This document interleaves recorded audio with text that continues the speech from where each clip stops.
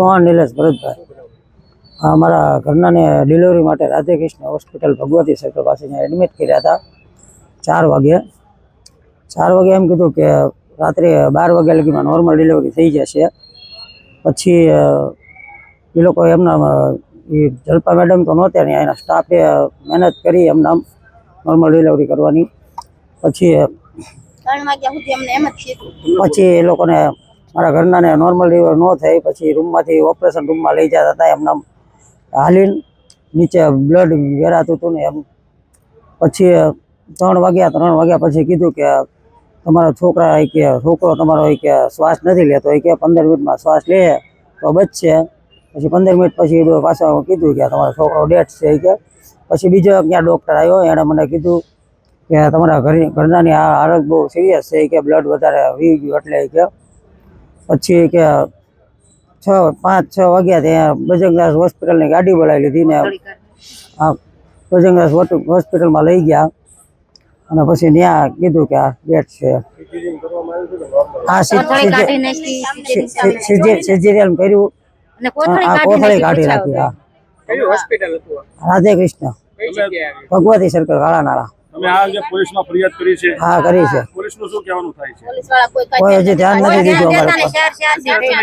અત્યારે તમે ક્યાં આવ્યા? શું માંગશે તમે? સલ્ટી હોસ્પિટલમાં 3 દિવસથી મારા ઘરનાની મારા છોકરાની બોડી અહીંયા છે. અમે 3 દિવસથી અહીંયા છે. કોઈ હજી અમારી પાસે ધ્યાન નથી દીધું. મારું નામ મુકેશ મેટાલિયા, અખિલ ભારતીય કોળી સમાજ સંગઠન ભાવનગર શહેર મહામંત્રી. મુકેશભાઈ, શું બનાવ બન્યો છે આજે? બનાવમાં એવું છે કે અમારે જે સુમિતાબેન છે તે લોકોને રાધાકૃષ્ણ હોસ્પિટલની અંદર તારીખ 19ના દિવસે જે ડિલિવરી માટે દાખલ કરવામાં આવ્યા હતા, ત્યારે ડૉક્ટરે જે જલ્પાબેન કરીને છે તેઓએ એના સ્ટાફે જ્યારે નોર્મલ ડિલિવરીનું કહેવામાં આવ્યું હતું, ત્યારબાદ જ્યારે જલ્પાબેન પોતે હાજરમાં નહોતા અને બીજા જે એને નર્સિંગ જે સ્ટાફ હોય તે લોકોએ છેલ્લા રાતના 12 વાગ્યા સુધી ડિલિવરી કરાવવાની મહેનત કરેલી છે. બેન હાજરમાં નહોતા, રાતે 3 વાગ્યા સુધી મહેનત કરેલી છે. છતાંય એમાં કોઈ પણ એ નર્સિંગની મિસ્ટેક આવી હોય કે કાંઈ પણ હોય, પછી બીજા રૂમમાંથી બીજા રૂમમાં લઈ જતા. ત્યાં સીસીટીવી કેમેરા છે અને બ્લડ પણ નીકળી ગયેલું છે. હાલીને જતા હતા એમાં બ્લડ પણ નીકળી ગયેલું છે.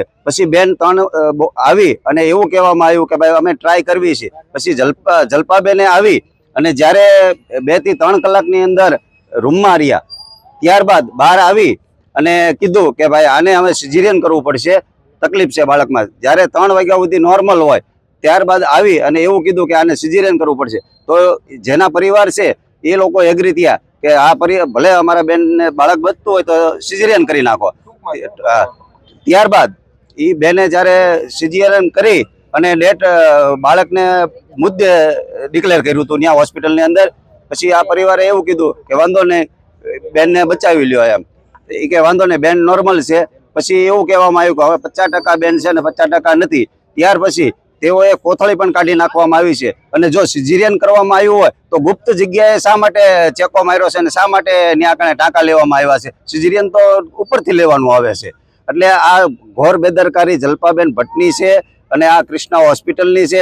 ત્યારબાદ એ લોકોએ બજરંગ હોસ્પિટલની જ્યારે એમ્બ્યુલન્સ બોલાવી લીધી પરિવારને કીધા વગર કે ભાઈ અમારી પાસે આ મશીન નથી એટલે તમે અહીં શિફ્ટ થઈ જાઓ. એટલે બજરંગ હોસ્પિટલમાં અમે 6:30 લઈને ગયા, ત્યારે બજરંગ હોસ્પિટલના સાહેબે એવું કહેવામાં આવ્યું કે ભાઈ આ ડેટ થઈ ગયેલું છે, ત્યાંથી ડેટ થઈ ગયેલા છે. એટલે ઘોર બેદરકારી જલ્પાબેન ભટ્ટની છે, રાધાકૃષ્ણ હોસ્પિટલની છે. આની ઉપર કાર્યવાહી થવી જોઈએ જેથી કરીને કોઈ બીજો ગરીબ પરિવાર આના ભોગ ન બને.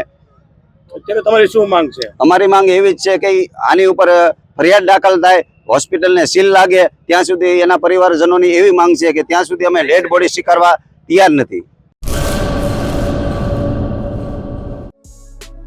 Murali bakery, sinfully delicious.